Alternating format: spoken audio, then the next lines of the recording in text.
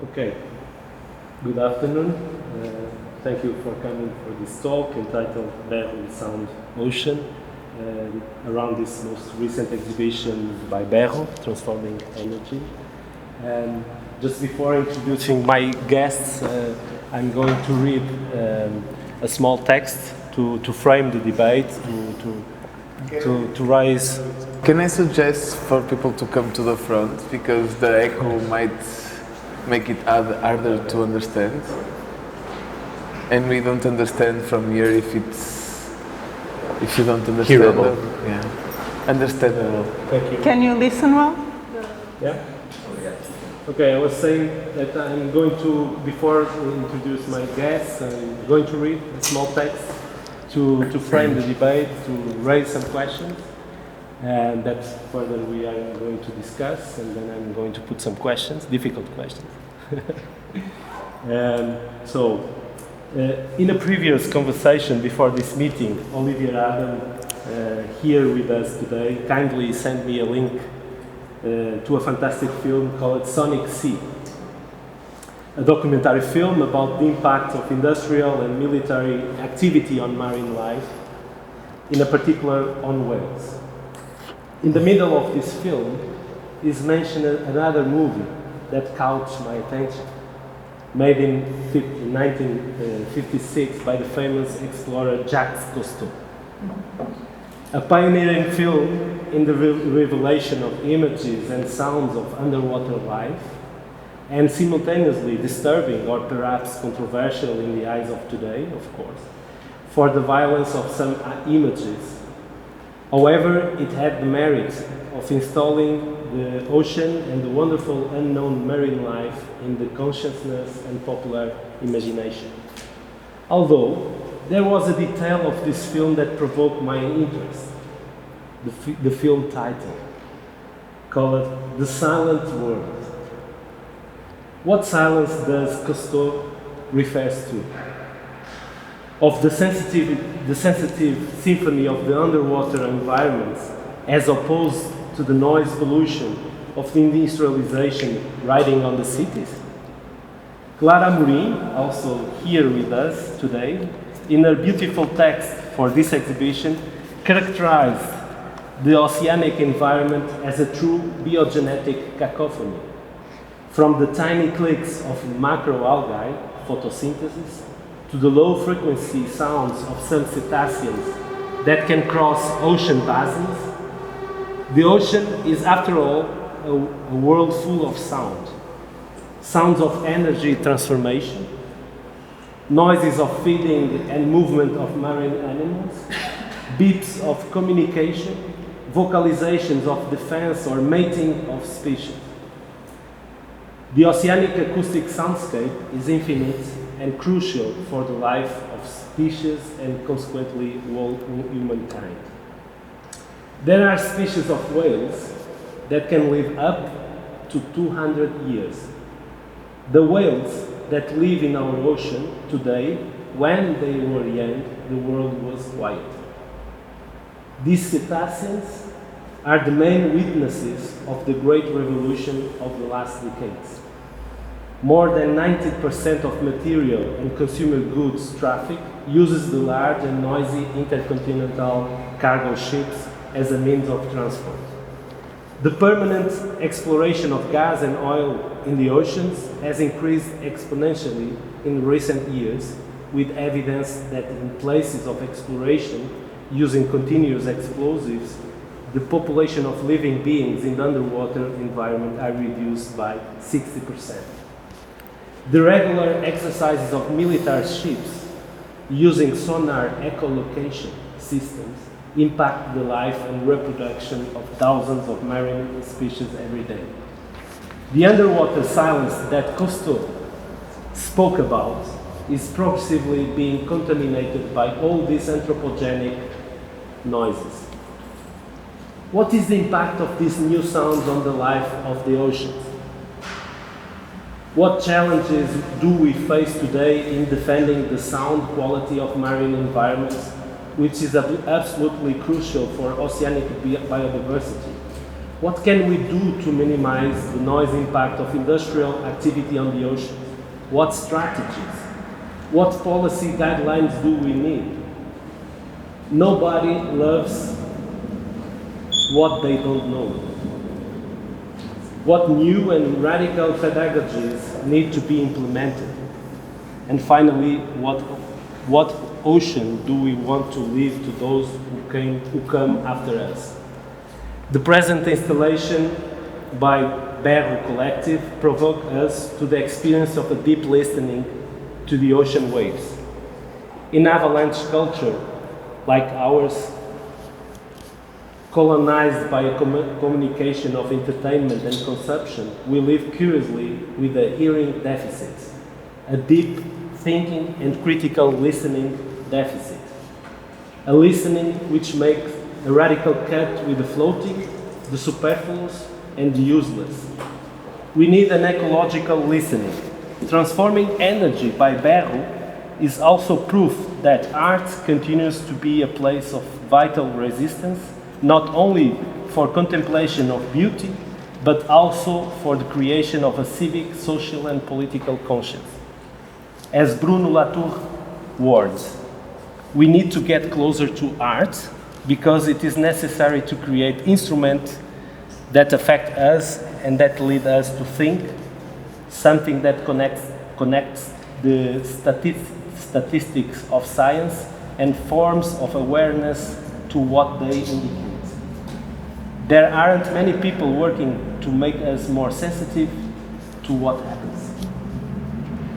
Today we have the privilege to having with us to talk about all these issues and others, Clara Amorim, biologist and professor at Lisbon University, specialist in the acoustics communication of fish.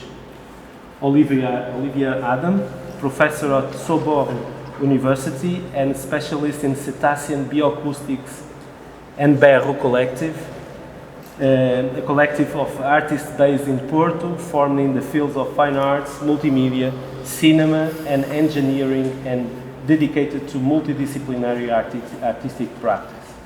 Welcome, everyone. Hello. I would like to begin by asking Clara to give us a brief overview of what have been your main research issues, and to talk a little bit about your recent research and what are you doing, and if you want another question, why do we need more silence underwater? Okay. First of all, I would like to thank you Culturgest for the invitation to be here. And I think it's a wonderful opportunity, like you're saying, to reach out to people about these kind of issues and about the importance of the ocean and the sound in the ocean. And before I answer your question, because in many talks that I've given, I've started with this movie about Jacques Cousteau, and which was very important because it really allow people to become more aware of the ocean and of the life in the ocean. But one of the reasons he thought it was silence, one is because our ears are not adapted to listen underwater. And the other is, it was because he was carrying his diving equipment, and it's really loud, the bubbling when you breathe underwater, and so we couldn't really listen. So we need to be open, actually, to listen about this completely different environment, which is underwater, the aquatic environments. So to answer your question about my research, my initial interest was always animal behavior. So why do animals do some kind of displays or different actions? And then I became very interested in parts of behavior, which is acoustic communication. First of all, I actually started, my main interest was cetaceans, but fish are really interesting because they are very diverse and you can ask a lot of questions and try and do experiments or different approaches where you can try and answer. Whereas, for example, with big mammals, it's more difficult. So I've been wanting to learn more about how, first, it's fascinating that so many fish make sounds during their social activities, from fighting to during reproduction. And I wanted to know the meaning, not in terms of language, but what was the usefulness of the sounds that they were making. And so I've connected a lot the use of sound with social behavior like mating, fighting, even fighting for food, the access of anything that different animals, they both want the same. And so they enter into contests. And more recently, I've been interested in a different approach, and I think it's also a trend with different marine biologists, that we've moved into field work, where you start listening to the ocean as a whole. So the different sounds, not a particular species, but a more holistic approach. So all the sounds that you can listen to, if you drop like an underwater microphone inside a river or a beach or the ocean, which is more what we call now the soundscape. It's more like we know the landscape, what we can see, but this is a description of what's there, but through sound. So you can have, it's interesting in terms of conservation, because you can have a notion of the biodiversity, so all the species that live there, from the sound that they make, either passive sounds when they move, or from these sounds made during social interactions. And also the impact of, for example, boats or of any man activity, human activity, that is completely transforming the underwater world. And one of the things that it's doing is that animals can not longer listen to the sounds that the other animals are making. For example, if they want to find a mate, they will have more difficulty in listening to that, or finding prey, escaping from predators, anything. So. Well, very long answer. No, it's, in the preparation, we were talking, and for me, before this talk with you, I was completely analphabet about underwater sounds, and I discovered that everything is about sound underwater.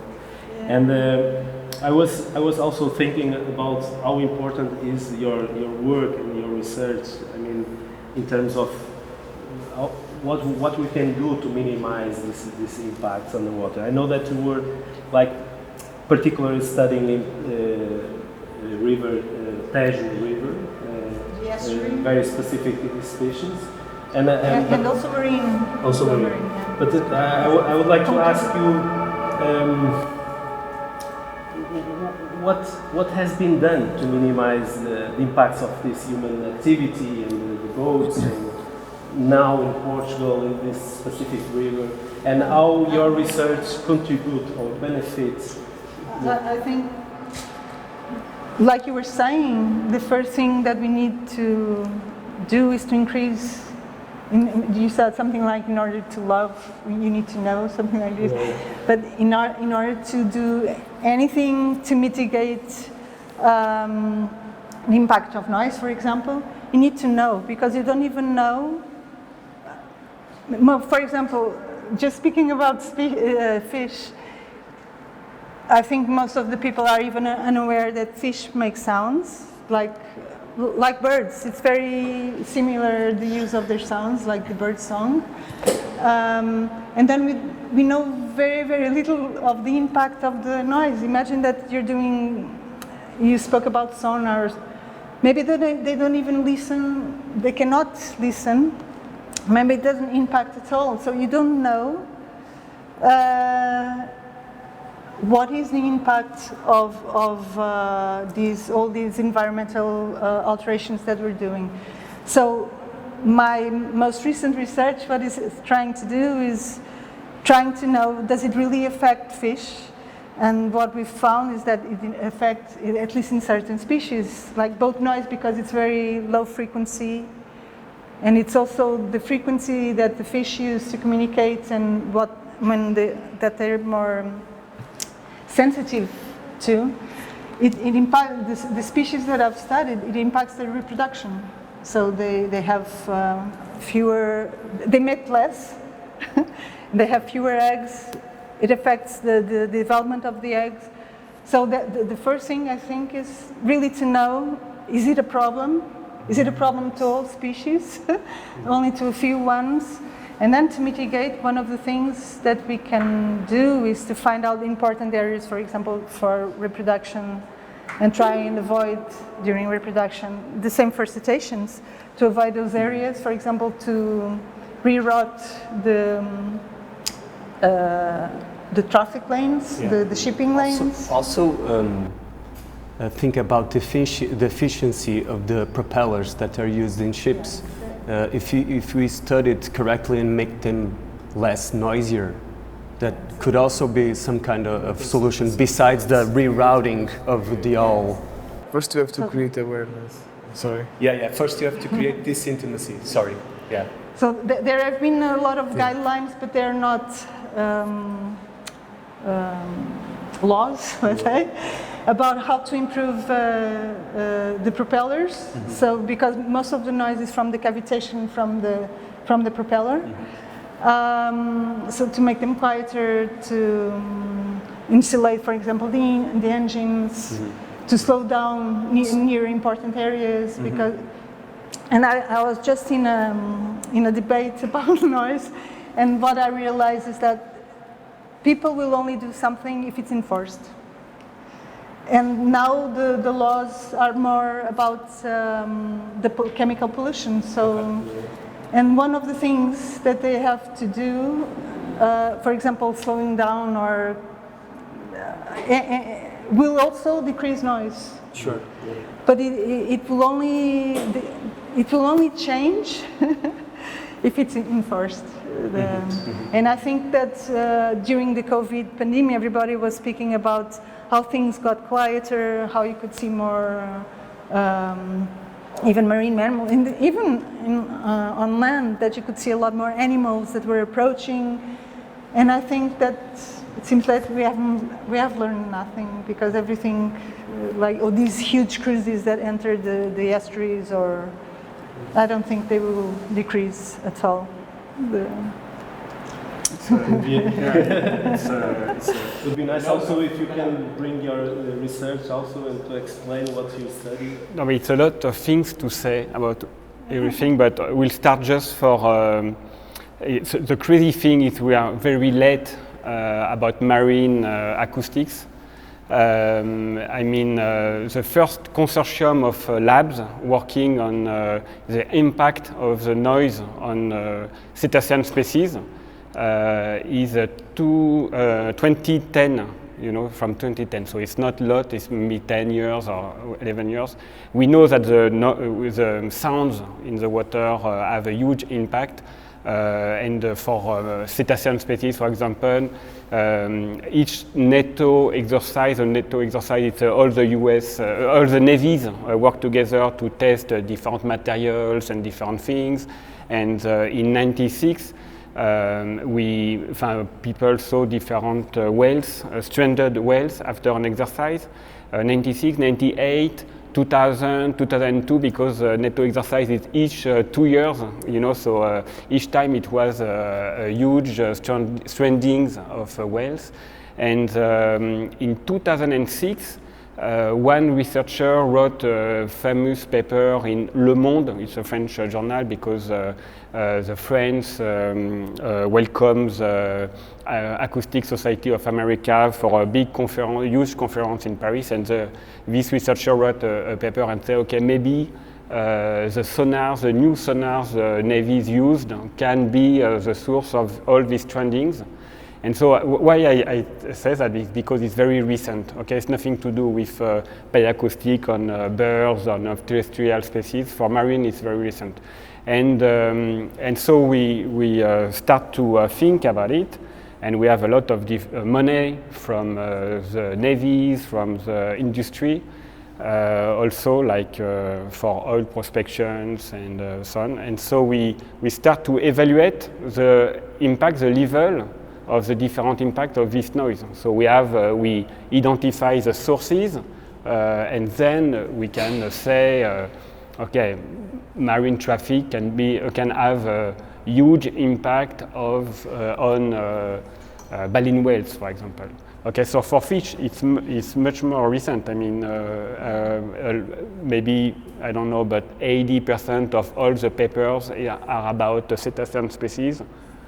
After maybe 10% or 15% about fish, so you see what I mean? And for plankton, it's just one. Because what's the noise, the impact of noise on plankton? One paper, so you see what I mean? So it means, and I have colleagues to work on huîtres, je sais pas the name for huîtres, oysters.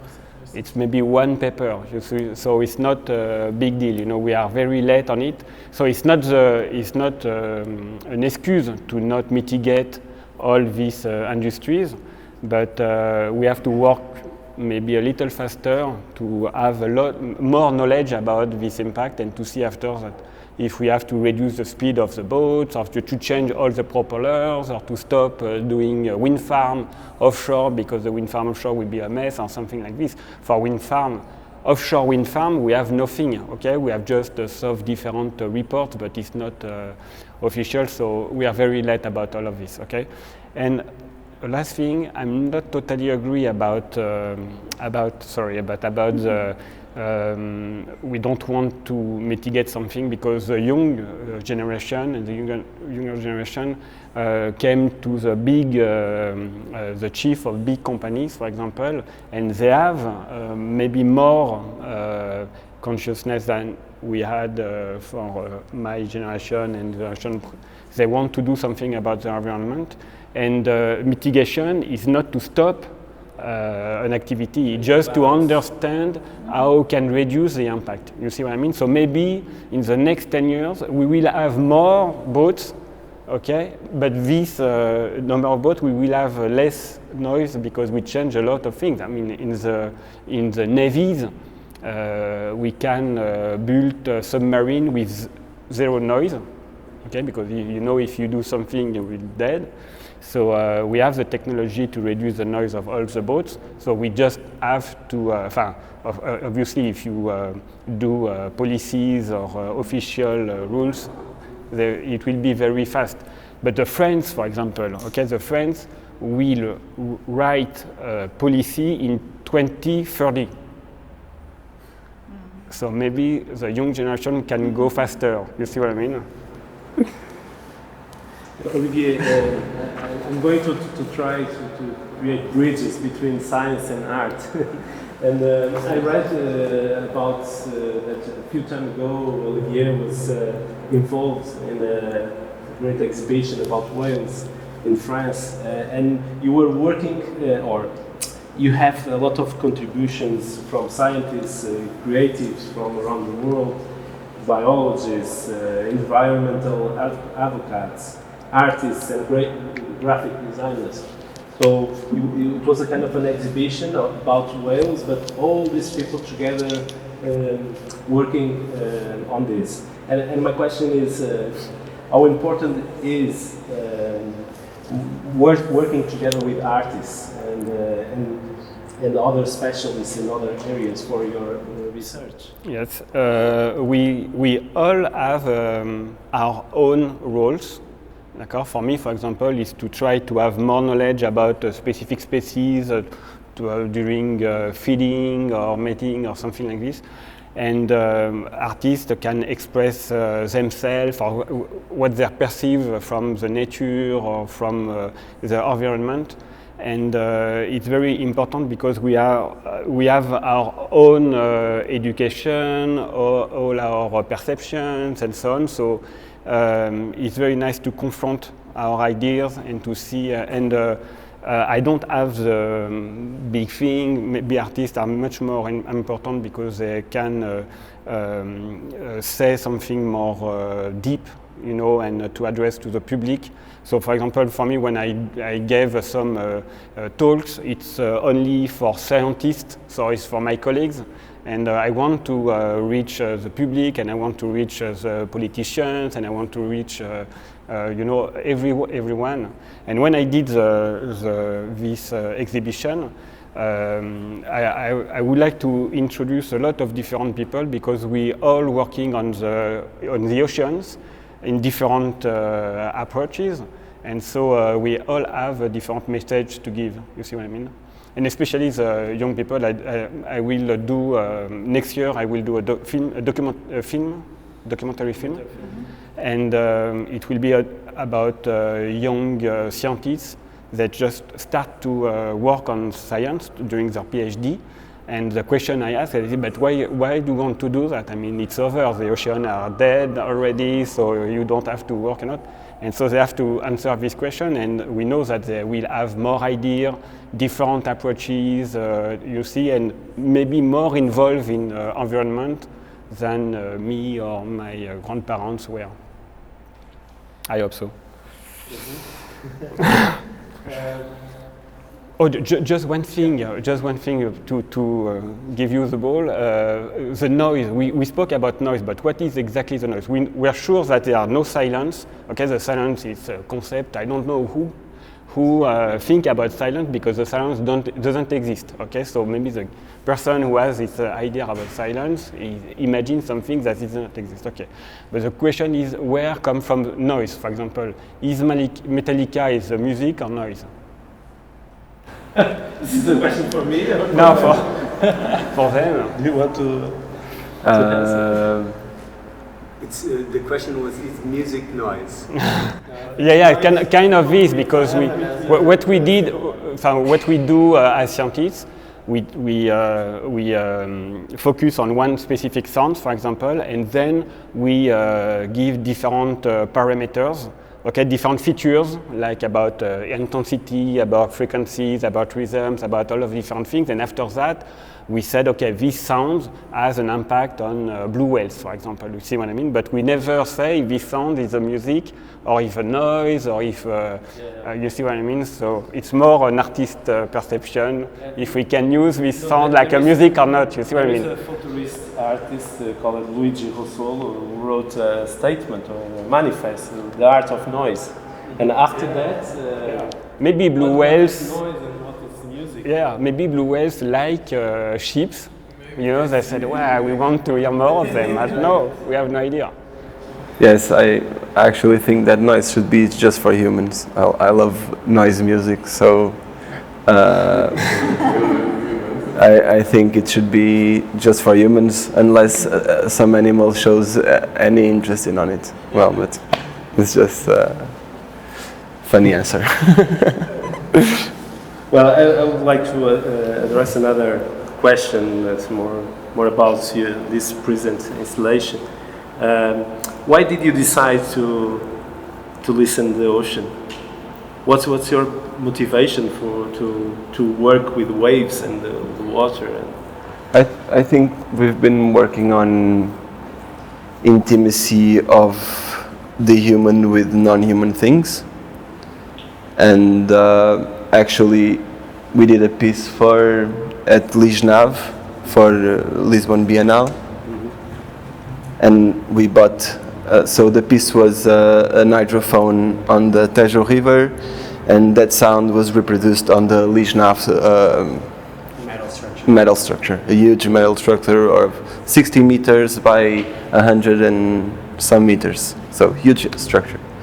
And to try the hydrophone we just bought, we went to Douro River, and we put the hydrophone, and we were amazed because it felt like an industrial site. So all the boats going around, I really felt like I was in this industrial area. So, and we've been working at artworks a lot. So, and it felt like being there, like surrounded of all these motor noises and I don't know, things we couldn't recognize.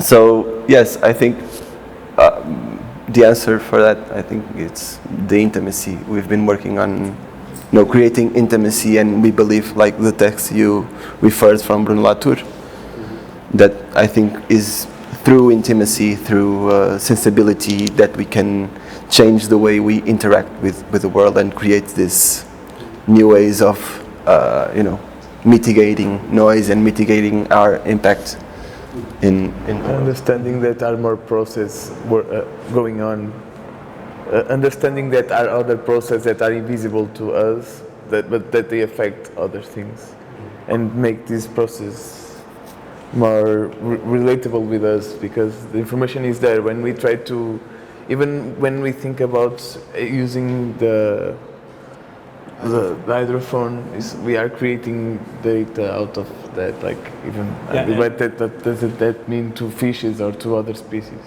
Can be good or bad. And we are also interested in creating some sort of relation through our piece with nature. Lijnave is a good example. I was also thinking about our piece in Braga, in Mosteiro, in the what was the name of the Mosteiro?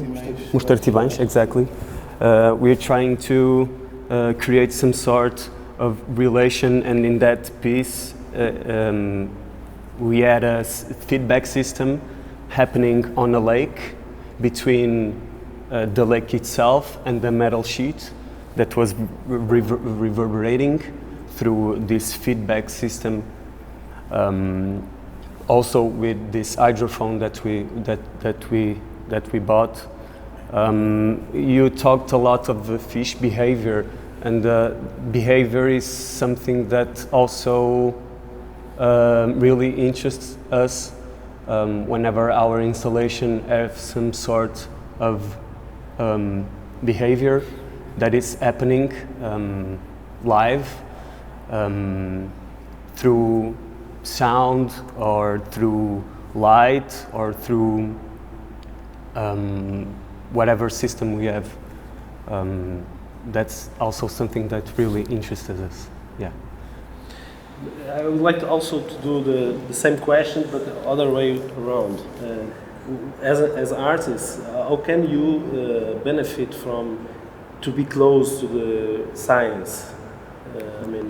I mean, we are amazed. Like the first meeting we had with Clara, we spent hours hearing. Didn't imagine. Hearing. So we were supposed to talk, and it was just Clara. Look, listen to this. So I think it opens our interest in working on it, because at the beginning we didn't know much about the ocean or noise ocean, and of course while we're working we become more interested in it, and I think be aware of those things, like it's discovering new things that are in things that you think like the ocean. I go to the beach, I dive in the ocean, but there are. So I think we're also working on this idea of making visible things that are not visible. So we are going back to this work at Lijnave, because our interest was to make the sound hearable, so things you are not conscious about.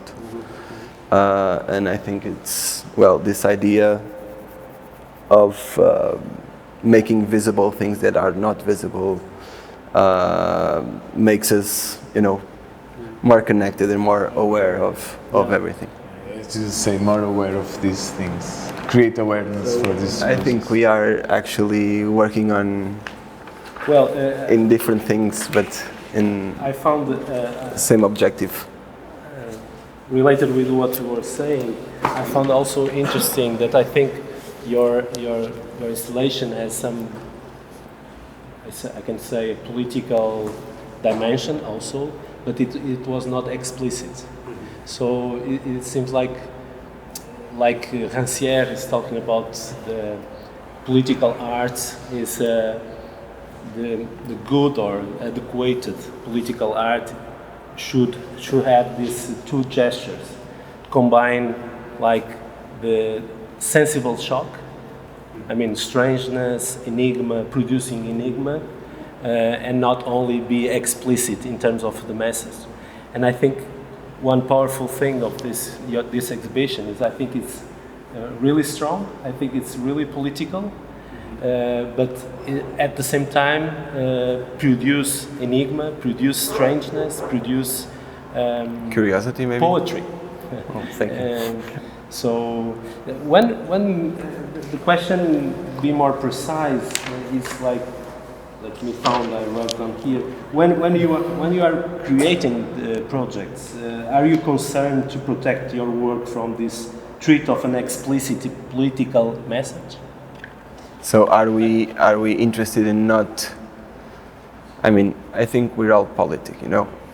We are not like we try to hide it, not to hide it, but it's not our main concern. Yeah, I don't think it's natural for us to think about or discuss a piece through that in a political level. I don't think it is common. Yeah, but we end up being political, you know, when we say that we are looking for intimacy, for people intimacy with non-human things. Of course, it's political. Of course, it is in some way ecological.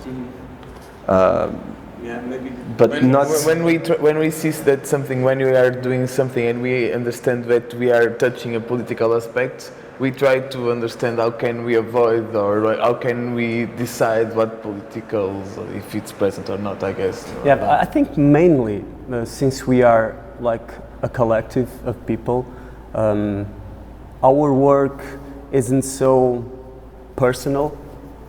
It's not that like an artist and in his own personal life and my own view. Since we are three, maybe we tend to gravitate more towards things that happen to us three. So we tend to gravitate to the ocean, to plants, to cities, to whatever. Topics that may affect us collectively and not that much me individually. Good. Clara, I'm going to put a question that it was Olivier that gave me this question. It's more easy to talk with fish or artists? I mean, you were. Depends if you want an answer. Because you were writing about, as a scientist, you were writing a text for an art exhibition. Yeah. So you were dealing with artists. So it's more easy fish or artists? I never had the expectation to talk with fish. More to listen. Yeah. To fish. So obviously it's easier to talk with artists. And I think the bridge was very easy. I mean, to reach a certain understanding, and they were speaking about, I think they were interested in the things that I was telling them about, so it's a new knowledge for them, but I also think it changed my perspective of looking at what I do. And for example, when you were explaining about how the ocean was transforming and was imparting its energy into the metal structures, and it was transforming them, and vice versa. So when I was speaking a while ago about that, like going at sea and recording all the sounds that exist there, from all fish sounds, it can be from different animals, even from plankton, invertebrates, sea urchins make a lot of sounds, or shrimps or whatever. I always looked at it as a tool. So I was going to record it and see, do I have a lot of different animals here? What is the kind of activity that they're doing? And now I started looking at that. For example, when I look at a fish chorus, so it's like a lot of fish singing together, that they can completely dominate the soundscape. And so in a way they are transforming the ocean, the sound of the ocean. So I had never looked at it in that perspective. And it's the same, so the reverse is similar, like all the sound in the ocean, it can be made by humans, so maybe it can be considered noise, or it's made by other animals. It can be the sound from rain, can be the sound from the waves, whatever.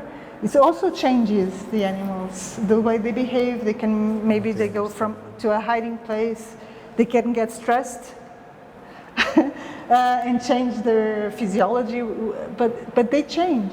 So it's they also get transformed. And so I think it's I've learned. I felt that I've learned.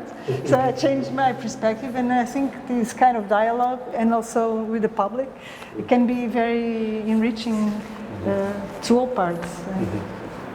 So it's easier to speak with artists. And Olivier, what's more surprised you when you? I know that you arrived yesterday, and your first contact with this installation was today. And if you can say, what surprised you more when you arrived here and you start dealing with these strange forms?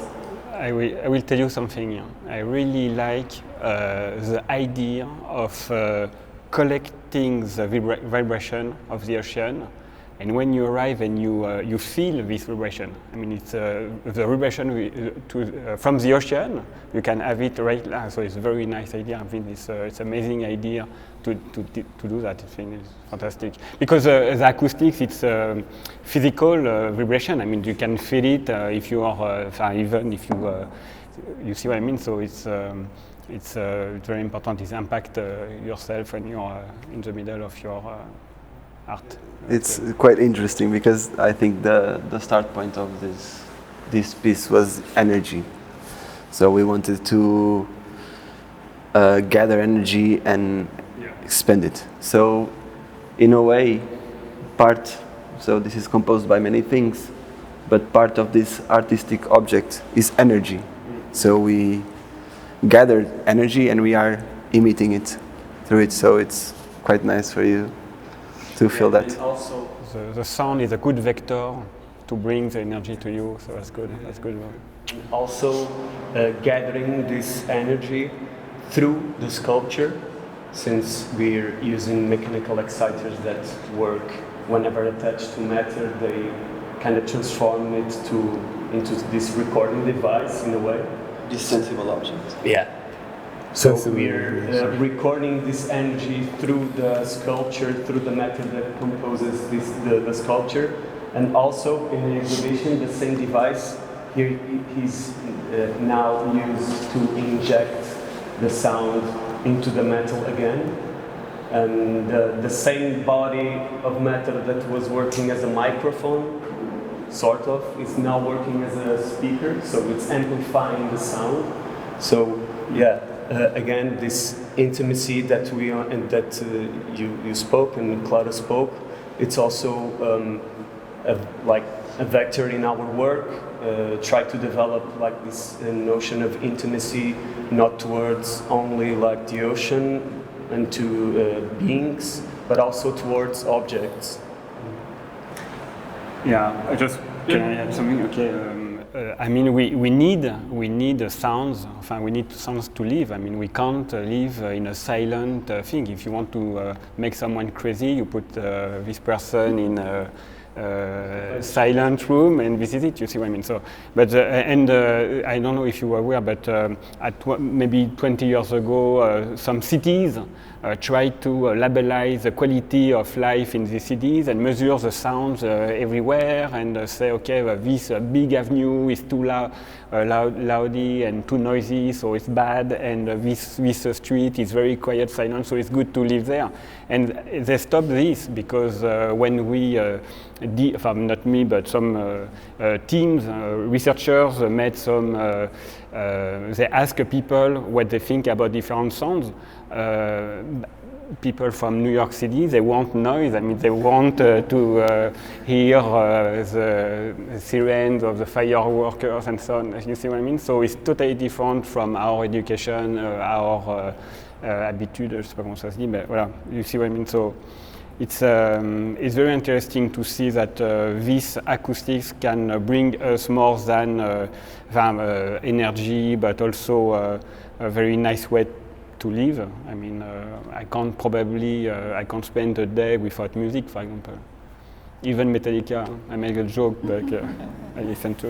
Well, I decided to open to the audience because normally in this kind of talks, the audience is just in the end. And I think it would be nice to extend this conversation if you have questions. You can put, of course. I can just say something more. Yeah. No, the goal of my research, for example, it's to make more conservation of the ocean. You see what I mean? To make the environment better. I don't know, and I'm sure that for the artists, I work with different artists, and they have the same goal in a different ways, but they have the same goal. You see, so we are all going in this direction. So that's the motivation. I agree. Liliana, queres fazer uma pergunta?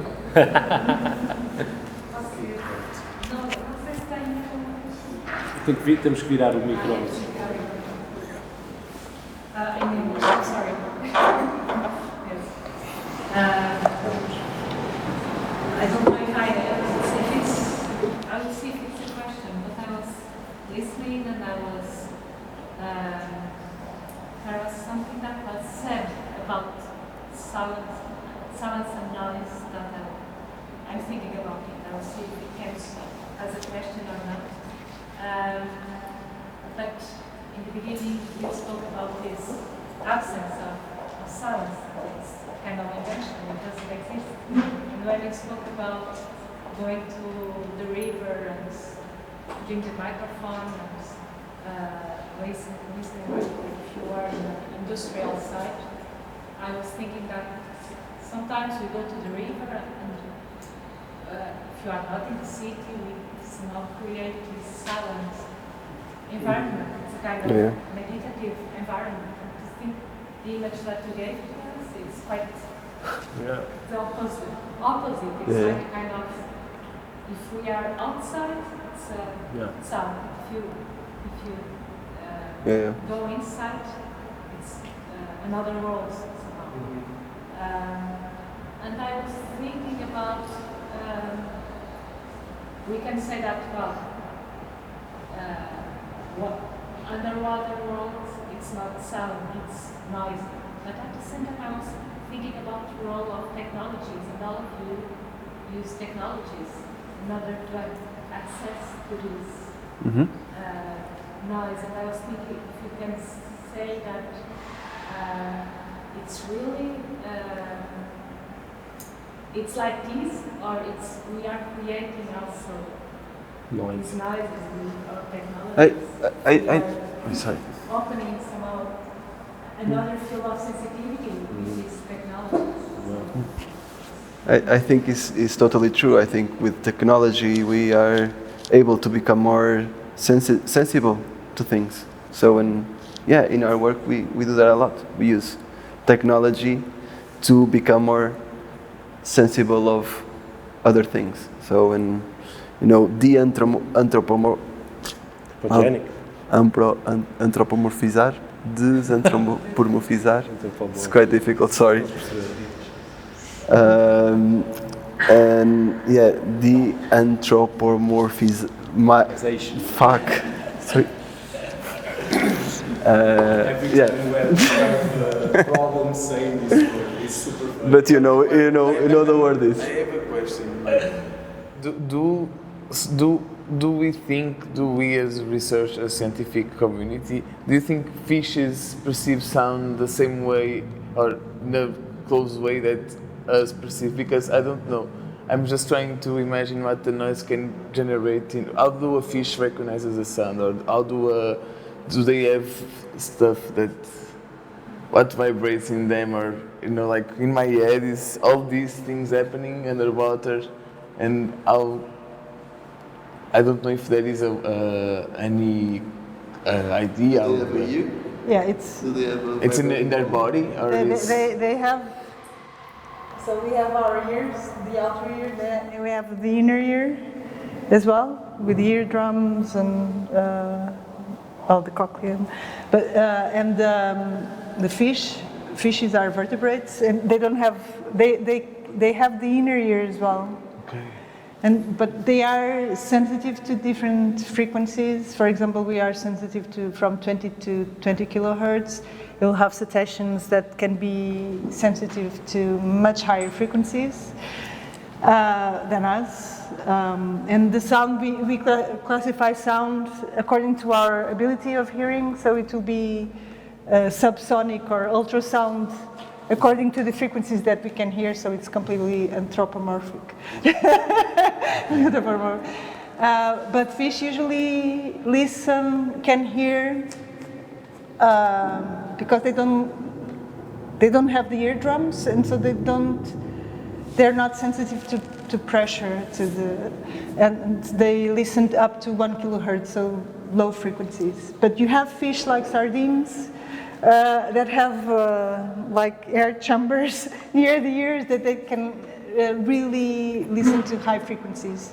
So there's a lot of variability, but usually it's the lower frequencies. And so that's why I was saying maybe there are sounds like the sonar that can cause the de-stranding for cetaceans, and the fish don't care at all because they are not aware of that sound. Yeah. One very nice thing that I learned from you is that the communication between fish is not only sound. Sometimes you receive a sound and you communicate, for example, with a gesture, opening, or some chemic reaction or visual reaction. We were talking about multimodal communication. Can you explain a little bit more about what does it mean, multimodal communication? Because I find this is really nice. Multimodal is when you use more than one sense. So you can use vision. So if I'm just waving to, hey, can you stop the camera? I can speak, and I can be waving and call for attention.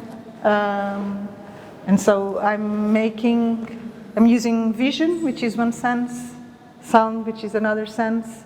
There are a lot of animals. Performance. That use chemical signals, or sometimes we call it cues. And they can do things. For example, if you think about a dog barking, it's showing the teeth, like not like threatening. It's showing the teeth, which is a visual display, because immediately you say, "Oh, I better be careful," and it's making a noise. Mm-hmm. And so you're using two senses at the same time, and that can be a lot more powerful. It can elicit a much stronger reaction than only the barking or only the teeth, for example. And so it can have a lot of different interactions, but it can be redundant, for example, it can be additive, like cause a stronger reaction. And many animals use these kind of multimodal behavior, let's say, or because it can be just redundant. It can, for example, if the visual communication is stopped by a barrier, something like this, you can still listen. Or because you react faster, or because you learn faster. But that's multimodal communication. When you use more than one sense, that it can work better than only one sense on its own. Yeah, it's nice. So we don't need any questions. Yeah, just any. Now to say something about what you said.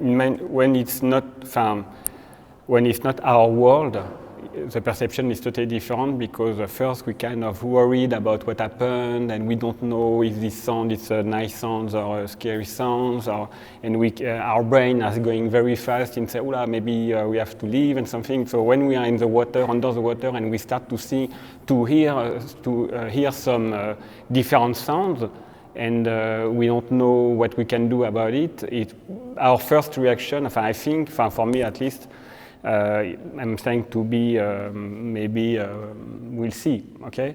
And the first time I swim with in an area where we have different humpback whales singing. It's very huge and everywhere. I mean, you can't escape. You can't swim 100 meters and escape of this. So it's kind of very huge.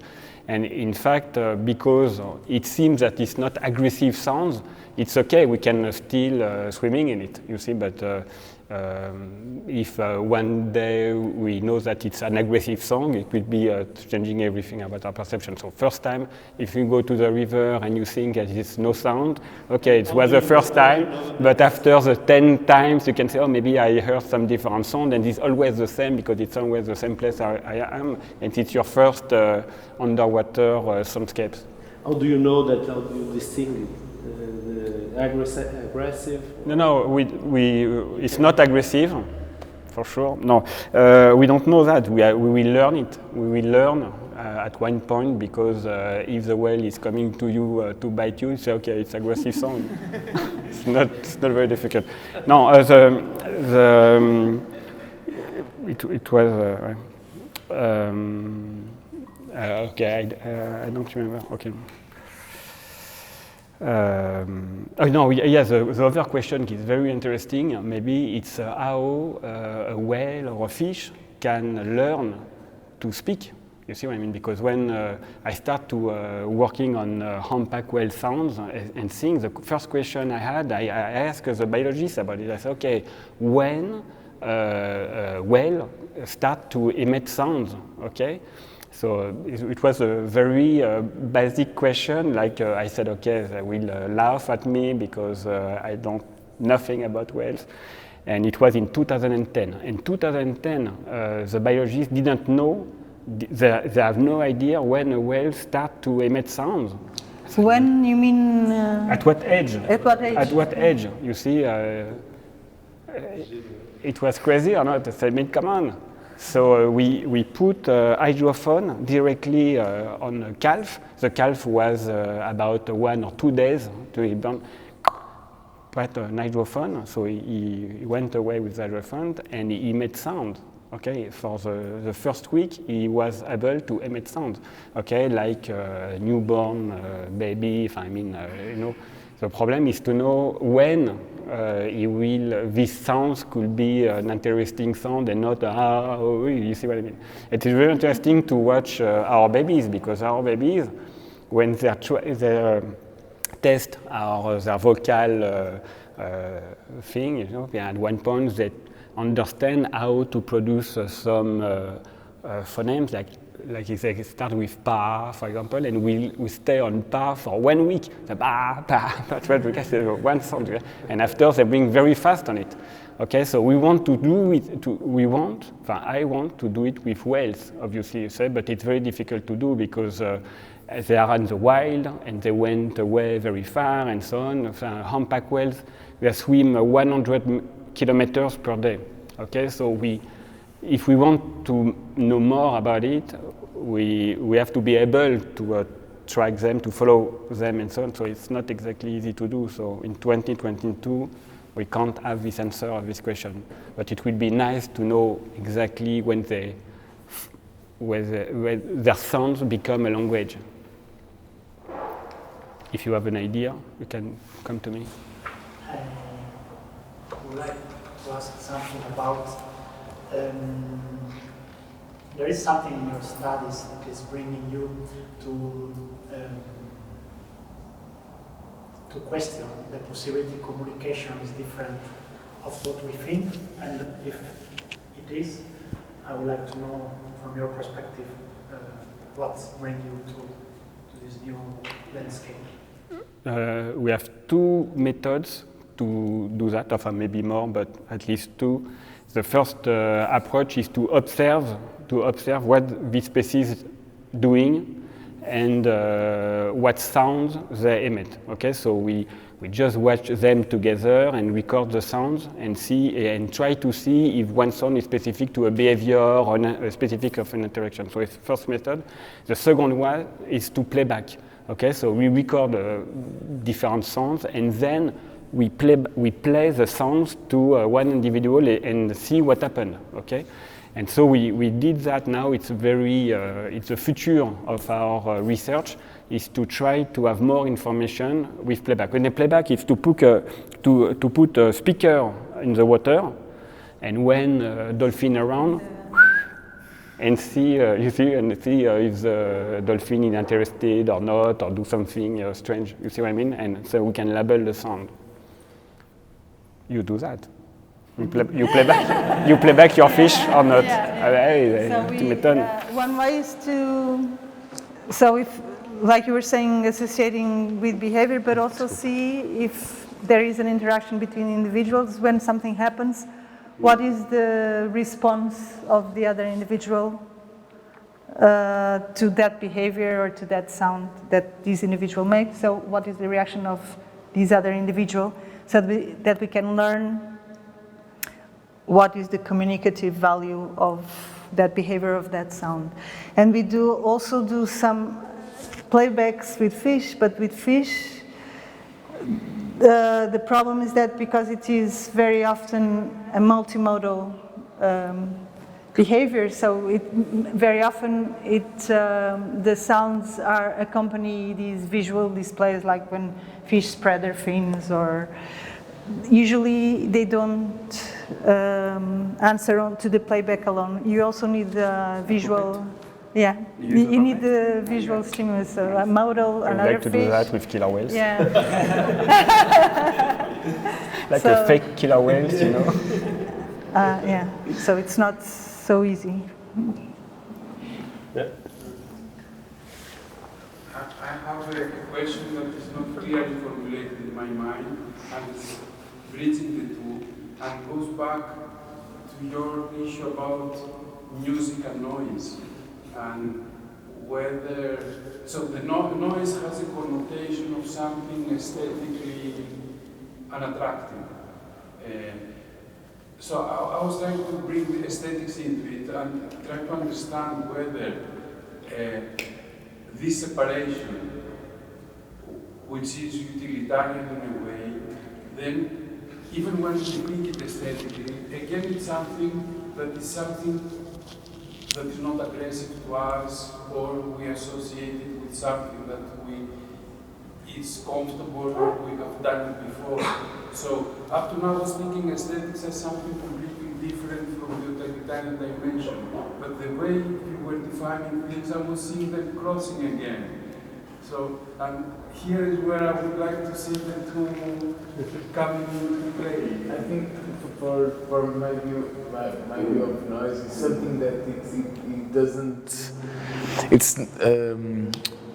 It's something that you perceive that it's merging what you need to see. Like if there is a noise in a signal, it means that is something else in there that doesn't make part of what you want to see, of what you expect to see or to perceive. That's the rational way. Yes, but the aesthetical is the same. I guess it's the same because personally, I don't see noise as a bad thing or a good thing. I see just something as I won't perceive as something, so I call it black noise. I don't know what it is, so. Okay. Interesting. So this idea of you call noise of what you don't perceive. Or you don't go what you can perceive. It's something that you can perceive. You don't know if it's just one thing or multiple things. It's noise because. So it's aesthetically neutral. I also don't have a formulated question, but before we were talking about we were talking a lot about music and noise, and for me, every time we talked about this, there was a different thing behind this, a different thought, and even contradicting it. And the question of this gentleman, kind of brought me back to the question of all of the stuff that we're talking about was thinking through human perception. Yeah. So for me, it was really interesting when all of a sudden you were talking about like cochlear audition, not cochlear audition, and that comes back to the vibrational systems that you have. But now the thing is, do you think you can expand a bit more? And this is for the science part. Like, how do you deal with noise? What's your relation with noise in multimodal ways of communication? Like the thing you were saying about the fish is not reacting to only sound, but also needing like a visual sort of input. What's the relation of noise in this kind of system? Because I've heard of systems that can actually take noise as a contribution to the system in a positive way, not a negative way.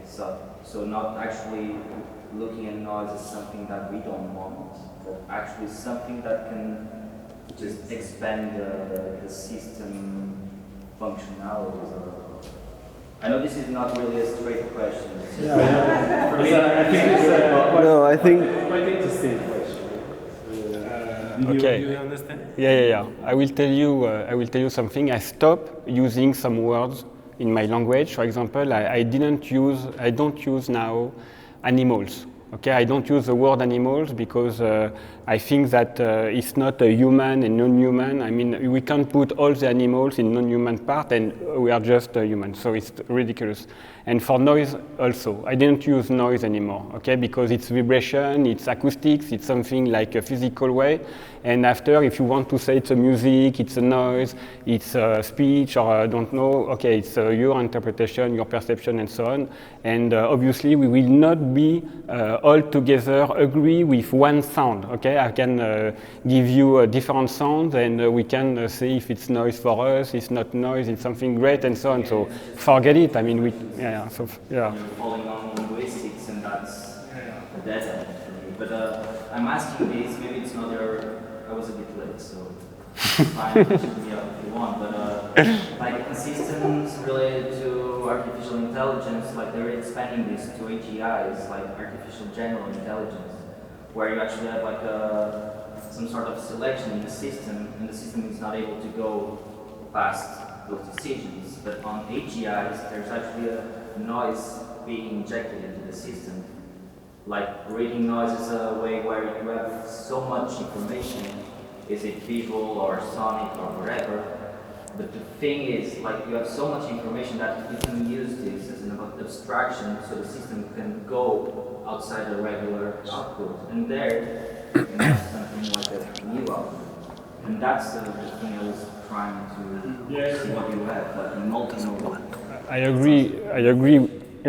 agree with that. We have different features, and with different features, after that, we can define what sound we have, obviously, and especially for music, for example, we can classify the different types of musics because of these features. So it's totally like a scientific way, very cold way to do, and it's not a perception. But obviously, some social, for research in a social way, they don't want to focus on features, but they want to focus on how people perceive, the feel about the sound and so on. So it's two different ways. Okay, I'm maybe too scientist to answer the whole thing about this question. It happened something really curious during this talk because someone turned off the air conditioner, and suddenly we repaired a big noise was like our background, and I was thinking about this event, for example, with the fish in the Douro River.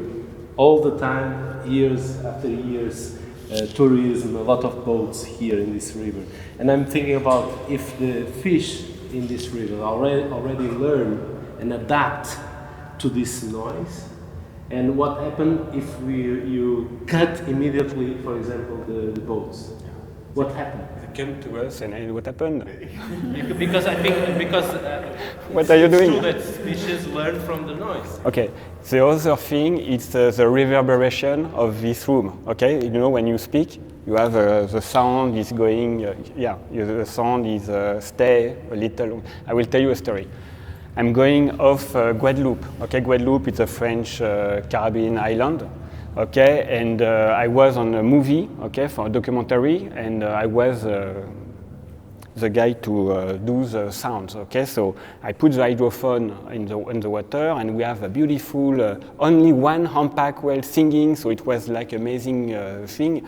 And when I listened the sound on the headphone, it was a huge reverberation on the sound. And you know, on the recorder, you can choose all the different effects. You know, you can add echoes, you can add reverberation, and so on. So I was exactly not ready to work because my flight was the day before and I didn't do nothing. So I was like, and I said, well, it's not possible. So I tried to find on the recorder, you know, in the water like this, to say how I can remove the reverberation, you see. And I didn't. And so it was something like special because I never heard this kind of sound, like a very nice song, a nice song with a lot of reverberation. Because when I record the humpbacks, it was in Madagascar. The humpback whales come very close to the shore, so it's a very nice weather and nice condition to record. So it's a beautiful song. And so I went to the university and tried to speak with my colleagues about the bathymetry of the sound. And the singer was on the top of 5,000 meters. The depth was at 5,000 meters, okay, between Saint-François and the Desirade Island. It's a big tombant. No, it's a big, big thing in the water. And the 5,000 meters, the reverberation was huge. Like they emit a sound, the sound stays forever. You see what I mean? So it's kind of, you can have the information about this architecture of this room only because of the reverberation of our sound. In water too, those processes can be found in water too, like reverberation and everything? Absolutely. Yeah, so it was not a recorder, it was just absolutely. So we don't know if the whale was here because of the reverberation, but why not? Because it's funny to emit sounds in this area. Mm-hmm. Very nice. Yeah. I don't know if it's a question. I think it's more like a reflection. Reflection, what? Maybe it's a reflection, not a question. It's a thought. I think it's more on the other side, but whatever. You brought here to us the sound of the ocean somehow, like the vibration of the energy of the ocean. And at the beginning, Clara was talking about how the acoustic noise impacts the fish and the communication and whatever. And so it gives us a message of how the fish are feeling or the species. And I was thinking, how is the ocean feeling? Like, is this sound that the ocean gives to us reflects also how it feels somehow? If it's like before we were talking about song and sound, like there are sad songs, happy songs. Is the ocean giving us some information about it? Like, is there a natural frequency of the ocean? I think that word.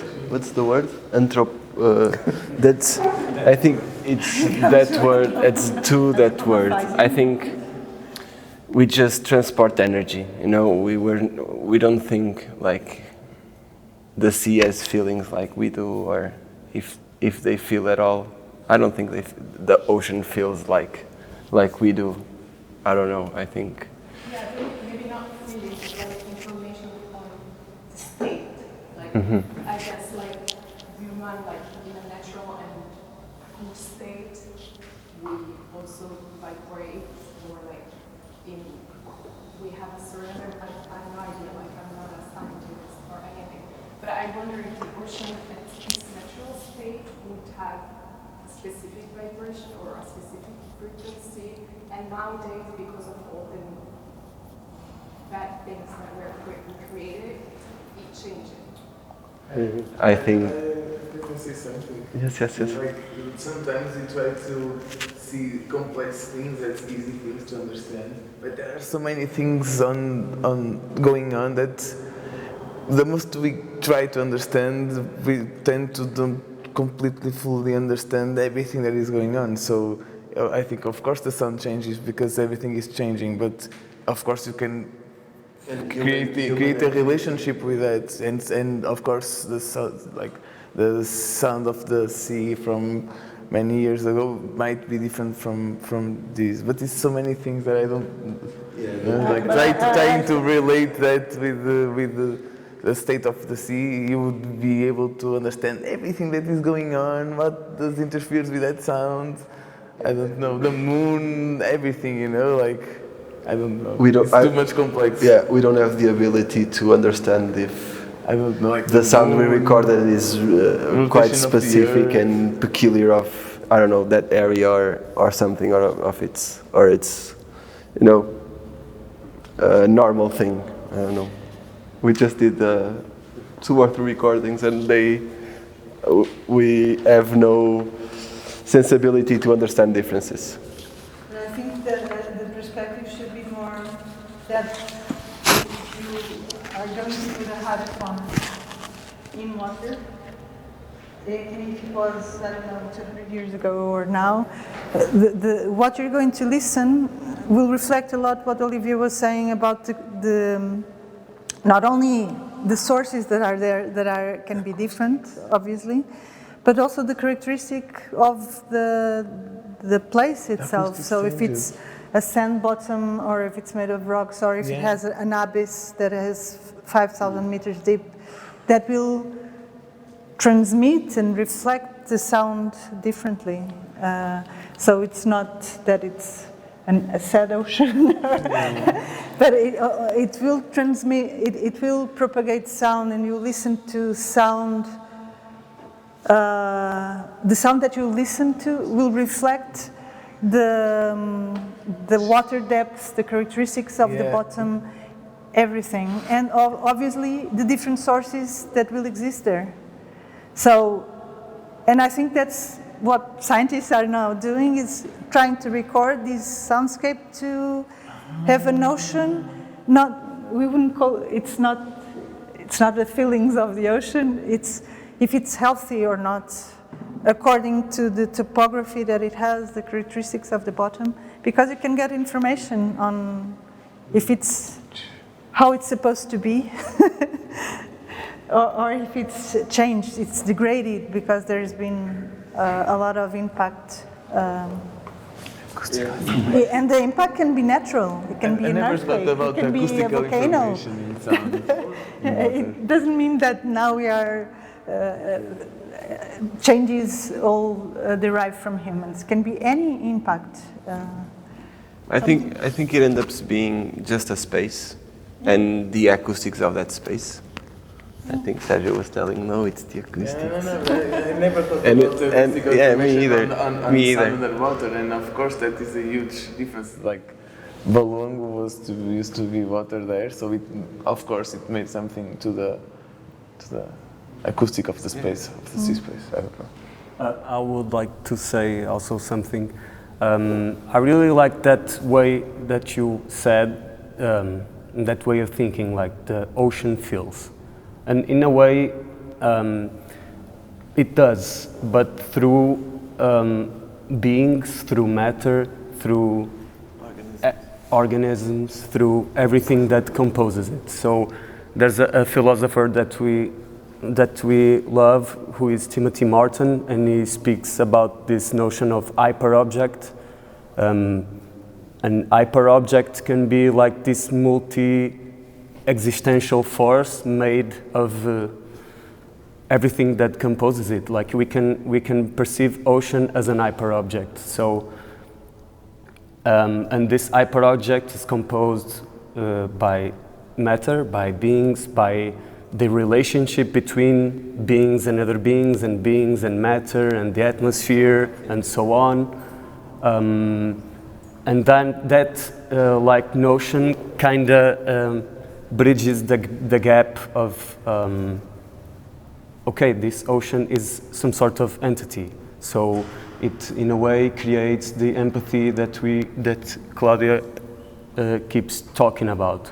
So yeah, it does feel, I really believe that, but it's through in its own way, yeah, in its own way, through a lot of relations and a lot of events, and through yeah, It's strange. Yeah. In a way, anticipated, because as a result of your question, I was going to poke you, because you spoke of the objective of the exhibition, of the object, was to stimulate the intimacy between living and non-living objects, and then you said that this was political. And I was going to ask why this intimacy is political. Okay. Where do you see the political in this intimacy? He, in a way, got to that, but if you can answer. Yeah, I think it can go a bit deeper. I think we are, as a species, trying to solve problems like energy problem and food problem and things. And we are doing like as a one-size-fits-all solution. And we believe that the change is through intimacy, is through creating this relation with things we are not used to relate to. So there's some photos, and people often do this, of like going close to the metal sheet and touching it.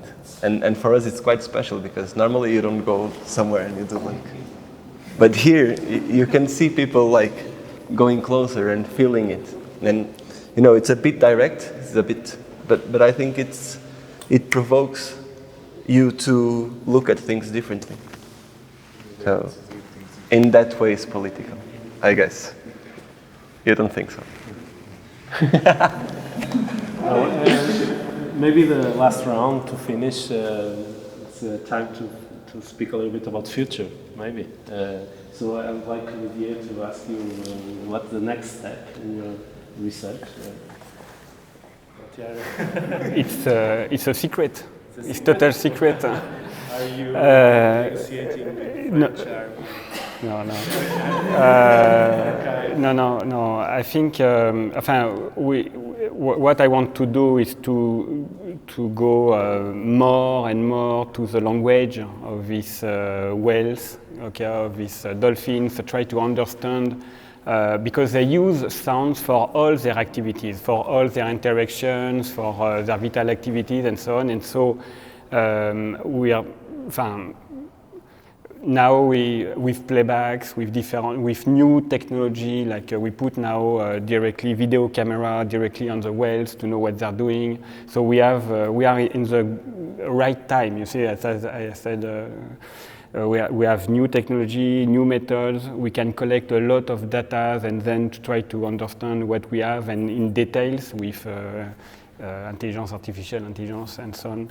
So our perspectives are much more enthusiastic what we had, because we will have more and more data.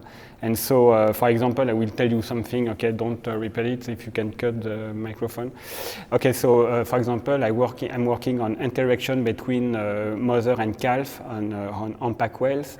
And we really want to know what the calf does with her mom, and we are probably the only team around the world to be interested in the calf, because it's the main relationship he will have for the calf will have for 1 year or 1 year and a half with its mom, and after its other. Okay, and during this period he has to learn everything about life. Okay, so it's kind of very impressive.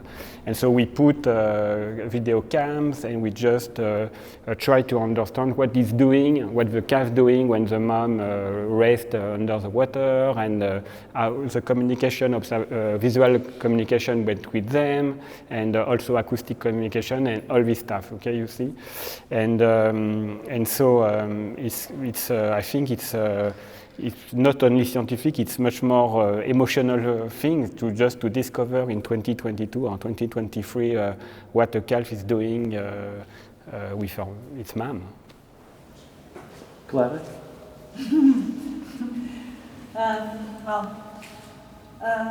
I think one of my near future interest is certainly related with conservation, and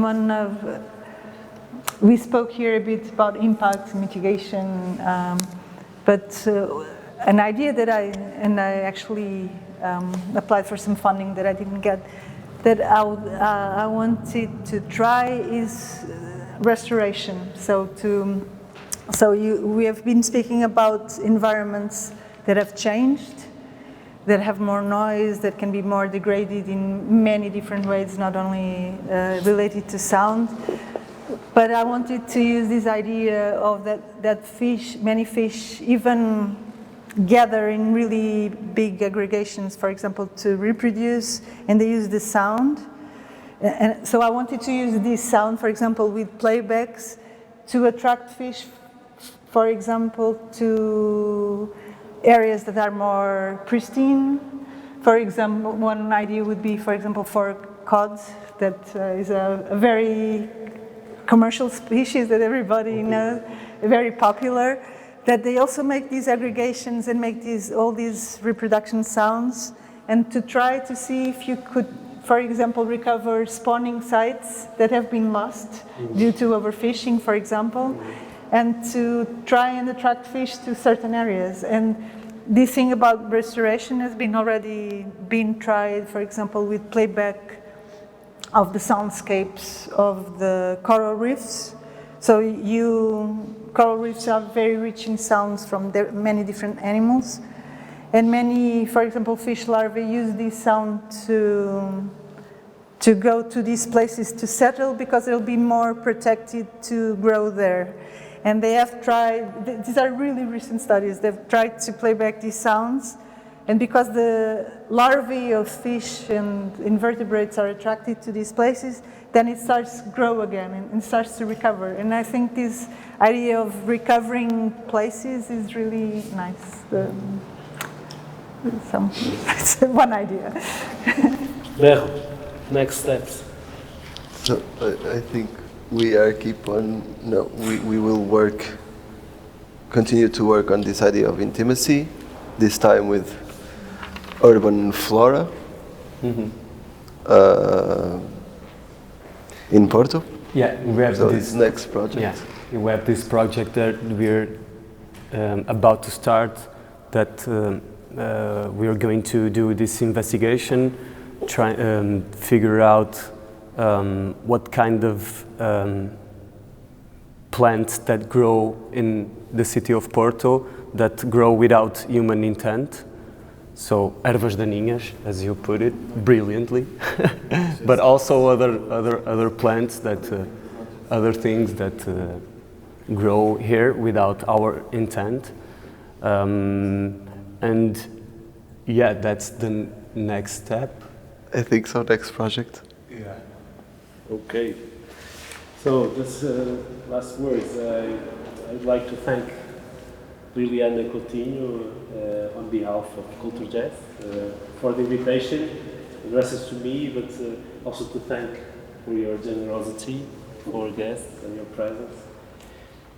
All these issues deserve further study and perhaps new debates forums in the future that imply more interlocutors and renewed formats of disciplinary crossing. I would like to close this debate with a thought by Felix Guattari from his famous book, The Tree Ecologies. We need new social and aesthetic practices, new practices of the self in relation to the other, to the foreign, to the strange. A whole program that seems far from current concerns.